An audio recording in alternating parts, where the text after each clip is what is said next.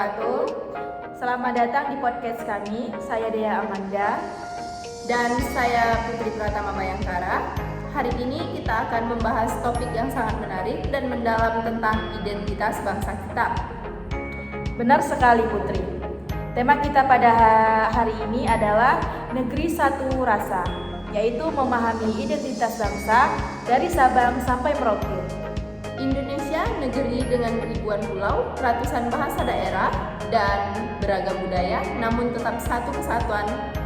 Mari kita eksplorasi bersama.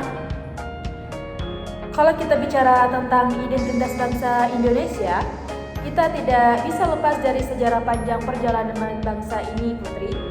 Menurutmu, kapan sebenarnya identitas Indonesia itu mulai terbentuk? Pertanyaan yang bagus deh ya. Sebenarnya identitas Indonesia sebagai sebuah bangsa mulai mengkristal pada awal abad ke-20, terutama saat Sumpah Pemuda pada tahun 1928. Tapi sebelum itu wilayah yang sekarang kita kenal sebagai Indonesia sudah memiliki berbagai kerajaan besar seperti Sriwijaya dan Majapahit.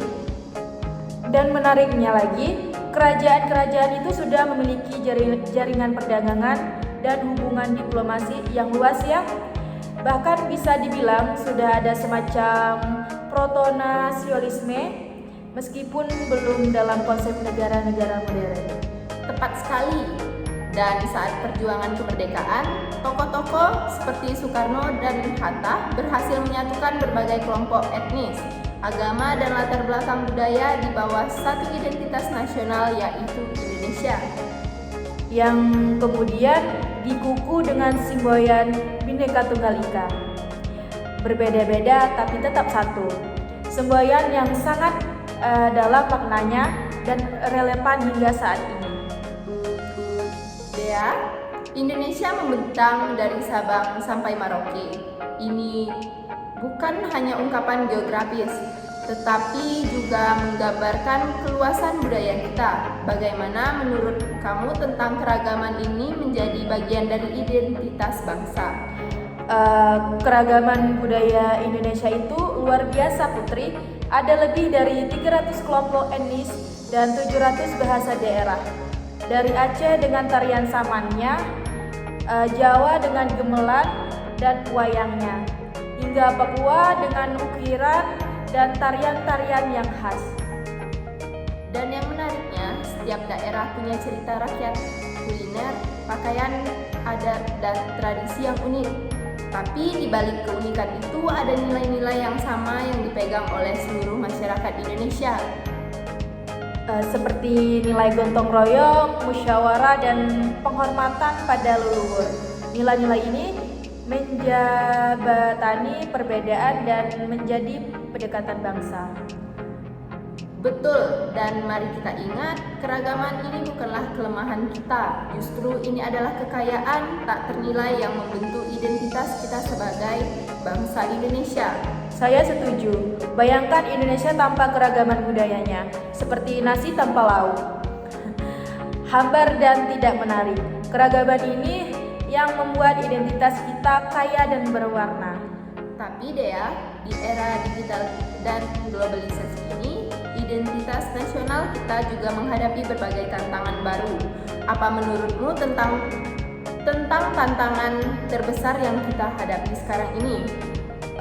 Menurut saya, salah satu tantangan terbesarnya adalah bagaimana menyeimbangkan antara keterbukaan terhadap budaya global dengan tetap mempertahankan nilai-nilai lokal yang menjadi identitas kita.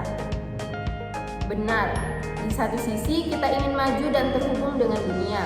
Di sisi lain kita tidak ingin kehilangan jati diri, apalagi generasi muda sekarang lebih banyak terpapar budaya pop global. Dan jangan lupakan tentang primordialisme dan intoleransi yang kadang masih muncul. Itu bisa mengancam persatuan kita sebagai bangsa Indonesia. Setuju, tapi saya optimis, Dea. Sejarah telah membuktikan bahwa bangsa kita sebagai adaptif dan resilient, kita bisa mengambil yang baik dari luar tanpa kehilangan esensi kita. Dan kunci utamanya adalah pendidikan dan dialog. Kita perlu terus mengedukasikan generasi muda tentang kekayaan budaya Indonesia dan pentingnya persatuan dan keragaman. Tepat sekali, karena memahami identitas bangsa bukan hanya tentang mengenali perbedaan, tapi juga menemukan kesamaan yang menyatukan kita dari Sabang sampai Merauke. Sepertinya waktu kita sudah hampir habis, Putri. Mari kita simpulkan diskusi kita hari ini. Indonesia adalah negeri satu rasa yang terbangun dari keberagaman budaya, sejarah panjang, dan nilai-nilai bersama yang menyatukan kita. Dan identitas bangsa ini bukanlah sesuatu yang statis, melainkan terus berkembang seiring dengan perjalanan bangsa.